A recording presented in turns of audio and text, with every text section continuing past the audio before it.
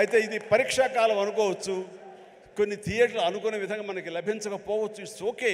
ఈరోజు కాదు రేపు చూస్తారు, రేపు కాకపోతే సెకండ్ షో చూస్తారు, సెకండ్ షో కాకపోతే థర్డ్ షో చూస్తారు. బట్ కంటెంట్ బాగుంటే ఎన్నో రోజులు చూసినా, ఎన్నో షో చూసినా సరే దీనికి మార్కులు పడతాయి.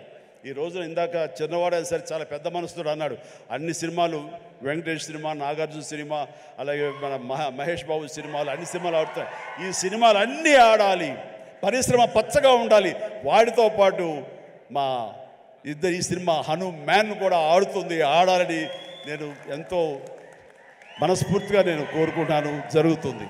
అండ్ ఇదే ఒకసారి నేను దిల్ రాజుతో అన్నాను, దిల్ రాజు ఏంటి మన 2016-17లో మా 150 సినిమాను బాలకృష్ణ గారి సినిమా ఒకటి రిలీజ్ అయినప్పుడు, ఏంటి మళ్ళీ ఈ సినిమా రిలీజ్ చేస్తాం, కొంచెం డిలే చేయొచ్చు కదా అని అంటే, సార్ అలా కాదు సార్, మా కంటెంట్ బాగుంటుంది, శతమానం భవతి అని, మీ పెద్ద సినిమాలు మధ్యలో ఈ సినిమా ఆడకుండా పోదు సార్, ఏం పర్వాలేదు అన్నాడు. ఓకే, అంత ధైర్యంగా ఉంటే వెల్ అండ్ గుడ్ అన్నాను. ఆ సినిమా కూడా బాగా ఆడింది. కాబట్టి అదే దిల్ రాజు గారు అందరికీ మనకు చెప్పినట్టుగానే ఈ రోజున ఈ సినిమా కూడా బాగా ఆడుతుంది. సో ఎందుకంటే దిల్ రాజు గారు లాంటి ఎంతో సీనియరు, ఆయన ఎంతో ఎక్స్పీరియన్స్ ఉన్న మనిషి, ఏ సినిమా ఏ సీజన్లో ఎలాగ ఆడుతుంది, ఒక్కో సినిమాకి ఎంత పటిష్టత ఉంటుంది, ఏ సినిమాకి ఎంత లాంజివిటీ ఉంటుంది, ఏ సినిమా ఎలాగ ఆదరిస్తారు, ఏ సీజన్లో అనేది బాగా తెలుసు.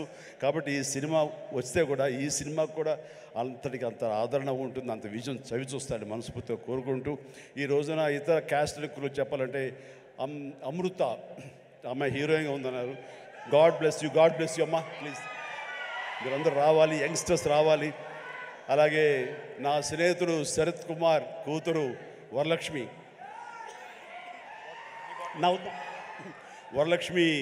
శరత్ కుమార్